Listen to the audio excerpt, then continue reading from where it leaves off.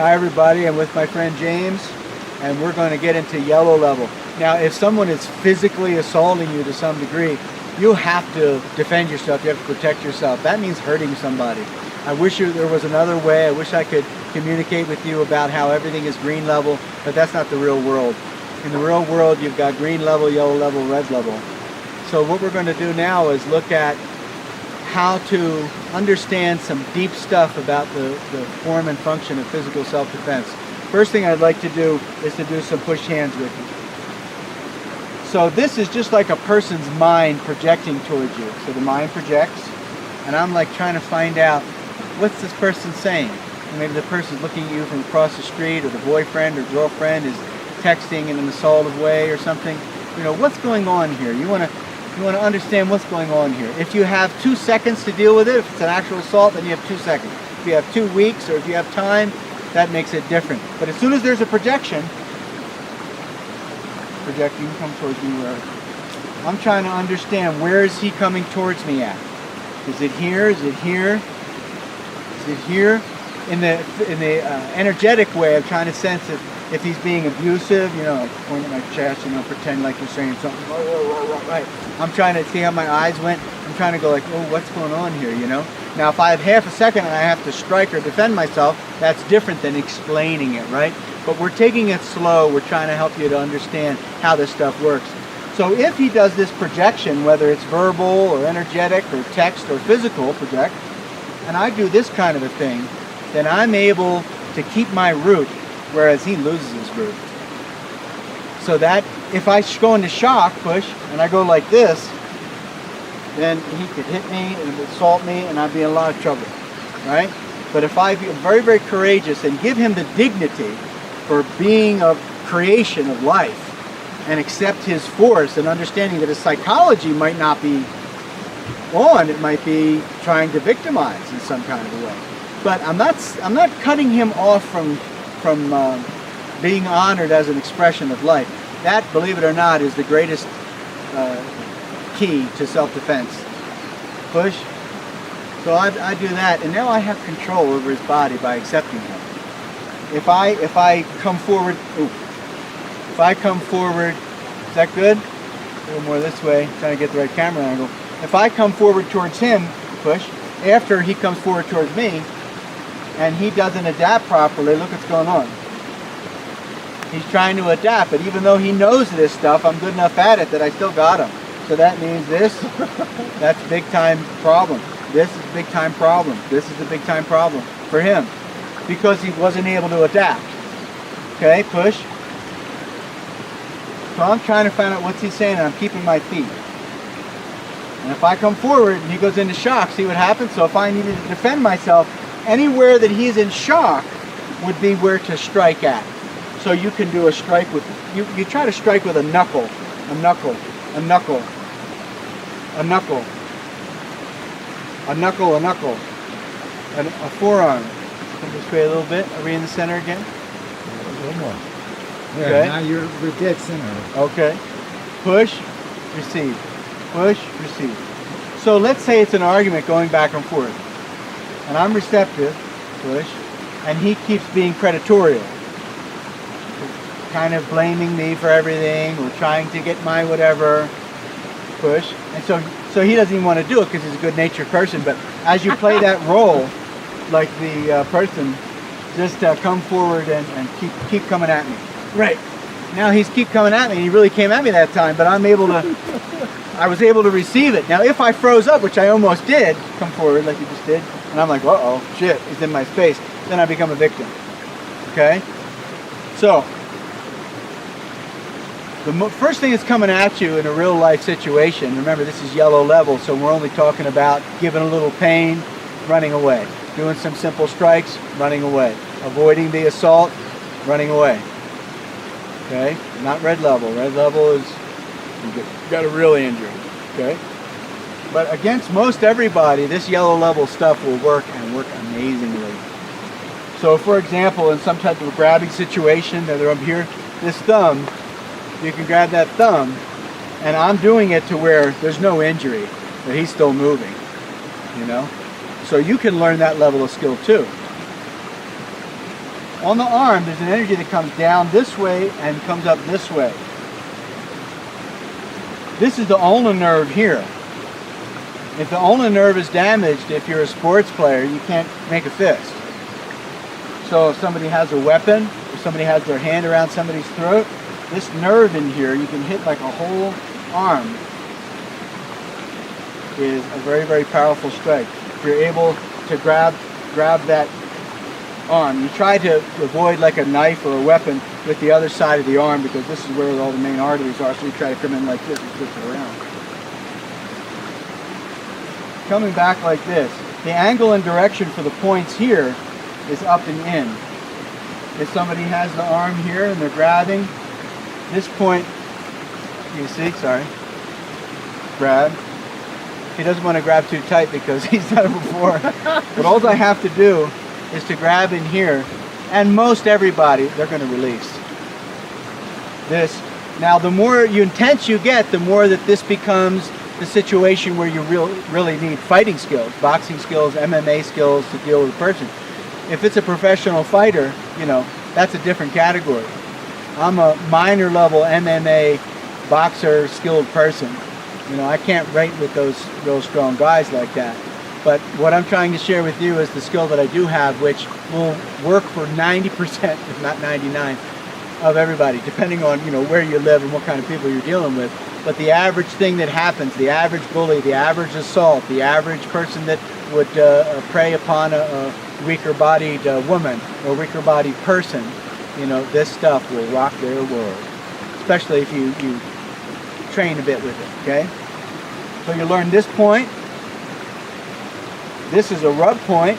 Somebody has a grab of somebody's neck again in here like this. Sorry, I want to give you at least one. Yeah, that's a good one. This is the ulnar nerve. It's very, very important. If a knife's coming at you, and if you can grab it just for a second and hit it in there like that, ah! You have to have full intention, and I'm trying to show you full emotionality, but you don't have to have full follow through. So there's that, there's this, there's this. There's here in the center of every bone, there's a patch of fiber called fusiform fiber. It's where the bone would break. So if somebody's doing a regular street punch, a real big haymaker, and you come over here and you hit this like this, can I hit you once? No. If I do this with 30% of my ability to do it, Jim, which is not a super fighter, but he's got some toughness, he's going to, 30% is enough for him, get him mad at me because it's going to hurt. I'll do 10. Look, I'm just barely hitting it. Look at him squirming. So if you learn how to hit it, the angle and direction is this way. If a big punch is coming in and you blast this thing, you watch that other arm, but here it comes in like this, and every block should be a strike. You could do it 2 at 1. You could block this like this and hit up in there in the neck. But this thing in the middle of the bone, same thing with the punch coming in and hit like this with a knuckle inside of here. That's going to help to paralyze the arm. If this thing is coming around right after it, you can go down underneath, maybe hit the pubic bone. On the body, you've seen these points, 2, 4, and 6. One is here. One is here, in between the muscle. If a person has a big muscle here, then this point will be weaker. If a person's coming with a big haymaker, and you can meet that big haymaker, which is, you know, a policeman, real violence people, prison violence people, they'll tell you that this is what happens. Big wide punch. Professional fighter won't do that because it gives you too much room to come in, or you see it too long and you can do other stuff. So you have a lot of chance to respond against the average assault because you know that almost all of them are going to be like this. That means his shoulder's going to move back, and then it's coming around like this. If it's closer in like this, it's harder to deal with. Then you could hit around here on the other side. Okay, so you learn the 2, 4, 6, and you learn the little thumb thing. And now if somebody's grabbing as well and you're in some type of a tangle up situation, if you're able to get a finger, and I didn't even really get a good hold on it, but just one finger and the person go right down. Okay, this is what you're on film for. Okay, so a boxer steps back and sets up and punches. Punch, cross, hook, uppercut, and moves, right? So if a boxer, be like a boxer and come with straight feet first, like even feet, and step back like you're gonna set up a jab. Boom! You just drop straight down and hit him in here. Again, we're dealing with yellow level, so we're just dealing with a couple little strikes and running away. We're not dealing with the full-blown thing just yet.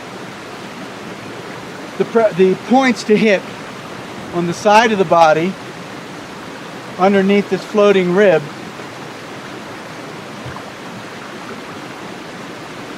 are up. This pinky knuckle, and this is the meridian that comes through here. These are all Chinese point meridians, and the points are identical to anatomical places where physical injury happens tremendously. So there's an end of a rib here. If you can hit that rib with your pinky knuckle. I trained a semi-pro guy that's fighting again for a championship fight in Pepsi Center in Denver.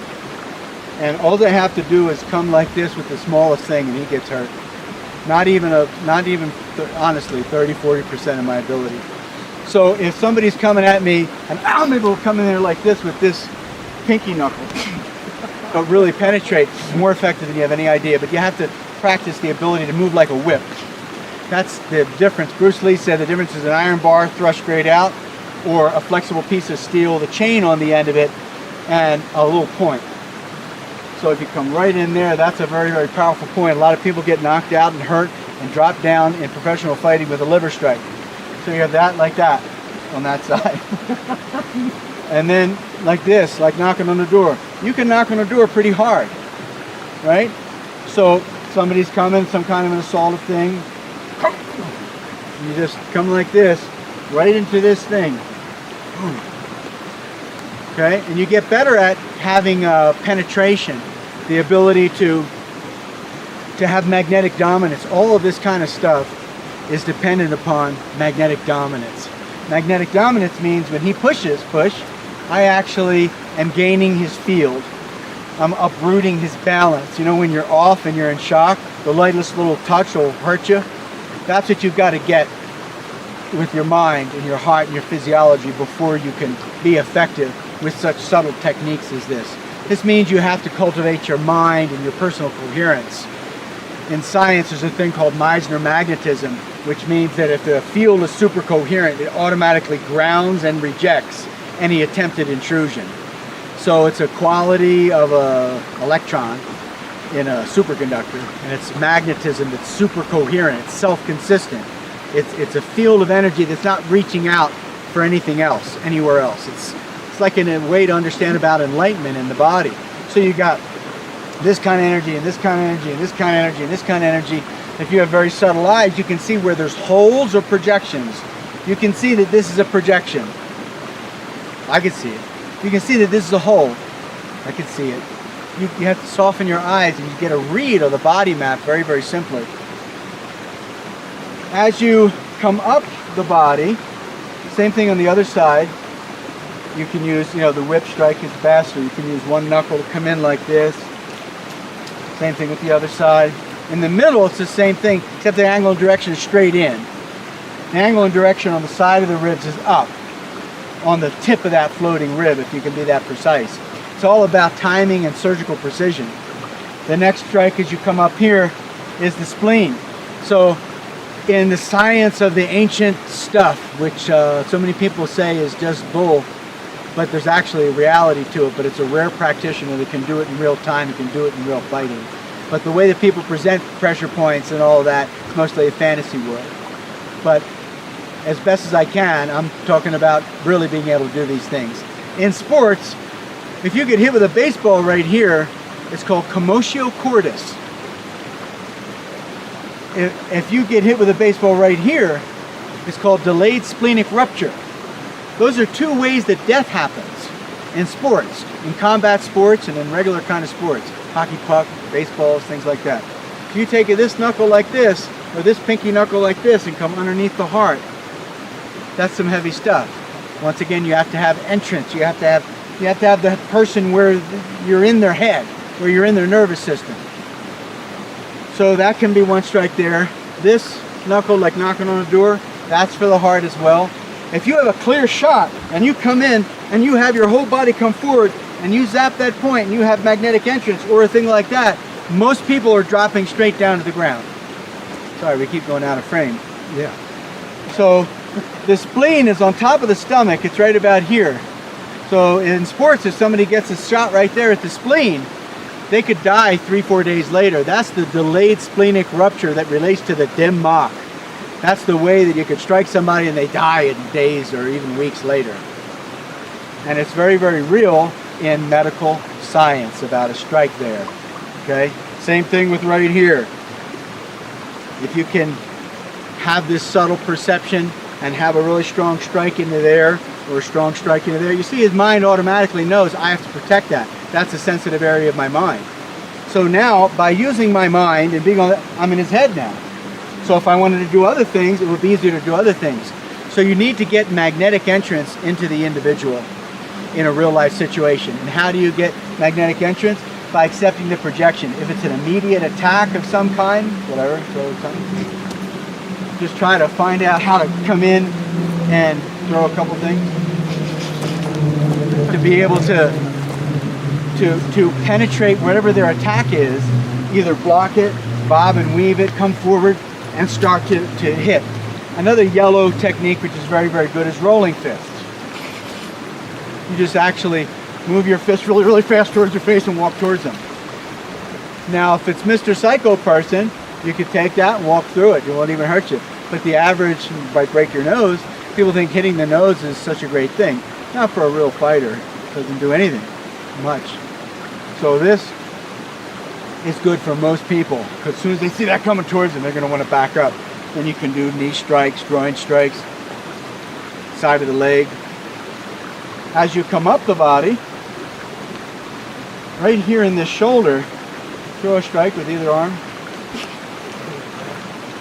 So I was able to stop his fake move, which was this, and then his real move, which is this, with a knuckle. So if you're able to precisely place a knuckle into the shoulder joint when an attack is coming, you could just stop the whole attack and just get out of dodge really quick.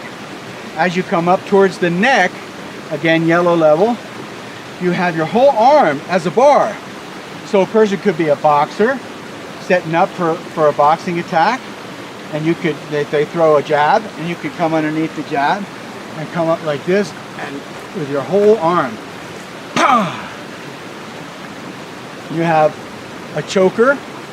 Somebody goes to choke. This way they can't go. They teach you to do this. Strengthen your arms up. You'll see in so many self-defense situations, they teach you to do this. Keep them strong. Don't let me bend it. It's not really, if he's mad and actually trying to hurt me, you're going to be way stronger than the other person. I try to deal with things that will work against any body size. That's why the magnetic and the psychological component is so important. As you come up this body, this neck, that's another way that death happens in real life situation. It's called carotid sinus death. Carotid sinus death means underneath the ear right here, if somebody takes a shot back here, it could kill them, because there's an actual organ, a little organ in there called the sinus reflex. And what happens is, if you have high blood pressure, the doctor will actually give you a prescription to get massage right here. Because when this area is touched, it drops the blood pressure. So if it's whacked strong with a knuckle like this, or the whole bar of the arm, and remember, you have to watch what's coming in. If this hand is coming in, you got to get in there and be able to get the person's back is a really powerful thing. Or you got to watch for the jab, and you got to be able to come in. With that jab, I would whack that middle of that arm like, bow, like that. And that would give me a half a second, come in like this, roll forward. So this arm bar thing is powerful stuff. Boom, boom, boom. So along the sides of the neck here, as the person is coming, again, when they flinch, that's when you want to try to attack. If they come for an attack, before they even can get their attack off, if some guy's trying to grab your throat and you're a little gal or whatever, a bigger guy, smaller guy, and they come and they're about to attack something, immediately you can just zap inside their throat. Now here, This can be a death thing too, but mostly it won't be. But right here where the hole is, you push, and animal or whatever, I've used this with animals plenty of times, like a wild animal or whatever, or someone that's, you know, if you're playing together maybe, or if it's a situation where you have to protect an individual. This hole, sorry, okay? That was nothing. That was like, I went like this, and look what happened to him. Sorry, okay? So, you know all these different things, and if you could deal with the assaultive impulse of the individual and be able to get one of these strikes off, you might be able to follow up with other strikes. If you get very, very closer and the person got you in some kind of a hold, maybe some kind of a bear hug or hold, it's all about your forehead. Your forehead coming through and hitting down here and hitting there and hitting on there. And the knees have to come up and the elbows have to come up. Try to train yourself so that you've got like 10 seconds, 15 seconds, 13 seconds of destructive power. You're just destroying the thing that's trying to hurt you. That gets more into red level, and we'll deal with that in another clip.